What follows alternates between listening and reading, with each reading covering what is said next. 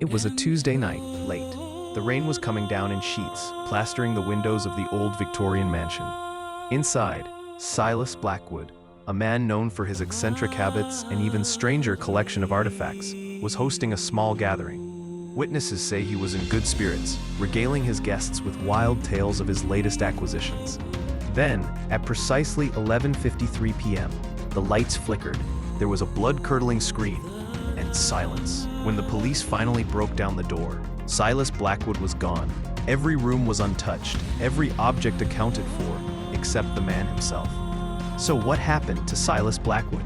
That's what we're digging into today. Segment 1. The Story Case File. Silas Blackwood was a man of mystery, even by the standards of his hometown, a sleepy burg called Havenwood. He was a collector, a scholar, and according to some, a dabbler in the occult. His mansion, Blackwood Manor, was a local landmark, known for its shadowy silhouette against the skyline and the strange lights that flickered in its windows late at night. On the night of March 14, 1988, Silas hosted a dinner party for a handful of friends and acquaintances. Among the guests were his longtime friend, Elias Thorne, a local historian, Beatrice Hemlock, a spiritualist, and two of Silas's more skeptical colleagues, Professors Davies and Albright from the nearby university. According to testimonies, the evening was uneventful until the final moments. At around 11:50 p.m., Silas allegedly excused himself and went into his study, a room said to be filled to the brim with ancient tomes and various relics. A few minutes later, the lights in the mansion began to flicker violently, followed by a scream that was reportedly heard by everyone in the main hall. When the guests, fearing the worst, rushed to the study, they found the door locked from the inside. They broke it down. The study was in perfect order, with a fire crackling in the hearth, a half-finished glass of brandy on the desk, and a strange metallic smell in the air. But Silas Blackwood was nowhere to be found. The police investigation, led by a Detective Harding, turned up absolutely nothing. No signs of forced entry, no struggle, no evidence of foul play. The only clue, if you could call it that, was a strange symbol drawn in chalk on the floor of the study. A symbol that some identified as a sigil referencing an ancient, forgotten god. If any of this is true, how do we explain it? Segment 2. Evidence and Claims. The disappearance of Silas Blackwood has spawned countless theories and urban legends over the years. Let's break down the major claims. First, there's the locked room mystery. The room was sealed from the inside. No windows were open. No secret passages were found. The only way in or out was through the door, and the door was locked. Believers in the paranormal point to this as undeniable proof of otherworldly intervention. The police couldn't explain this, and neither could the forensics team. Second, the symbol. The symbol drawn on the floor of the study was the subject of much debate. Some claimed it was a known occult symbol used in summoning rituals. Others dismissed it as a random doodle. The evidence here is purely anecdotal. Eyewitness accounts, sketches, and descriptions of the symbol. The original chalk drawing was, of course, long gone before anyone could properly study it. Third, there are the witness testimonies. The guests at the dinner party were unanimous in their descriptions of the events. They described a sharp metallic smell, an unnatural silence, and of course, the blood-curdling scream. The consistency of these accounts is often cited as evidence, but as we'll see, this also poses some problems. Finally, there's Blackwood's reputation.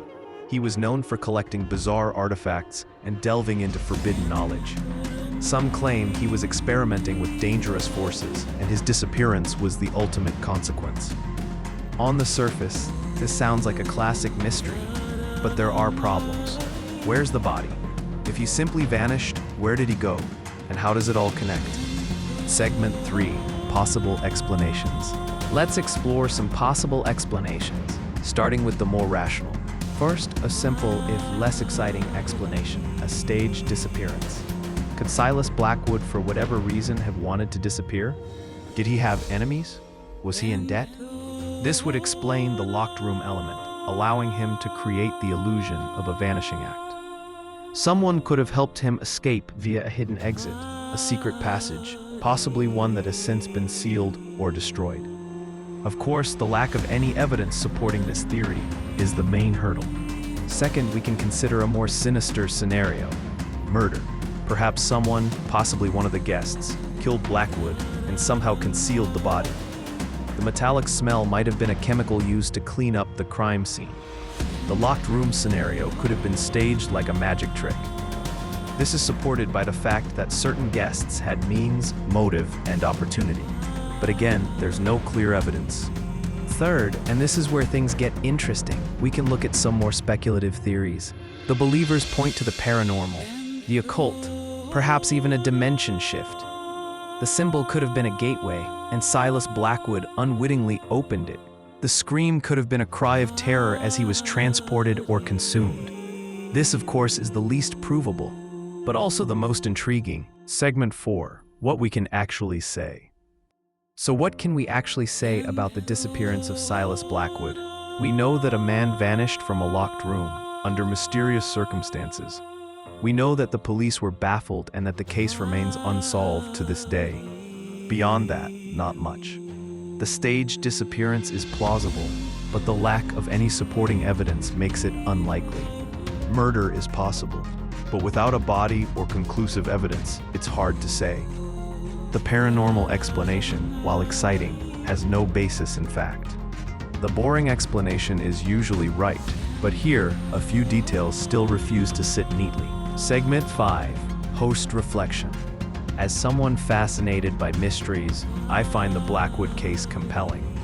It's a perfect storm of elements, a strange setting, an eccentric character, and a seemingly impossible event. It's the kind of story that lodges itself in your mind and makes you question the boundaries of reality. The case reveals a lot about how we try to make sense of the unknown. We look for patterns, we weave narratives, and we often find ourselves drawn to the most dramatic explanations. Blackwood's story continues to be told, and with each telling, it changes, reflects the fears and fascinations of a new generation. If you were there, what would you have done? What would you believe? Think about how the story might change, depending on who you talk to. If you enjoy deep dives into mysteries like this, hit like, subscribe, and tell me your theory in the comments.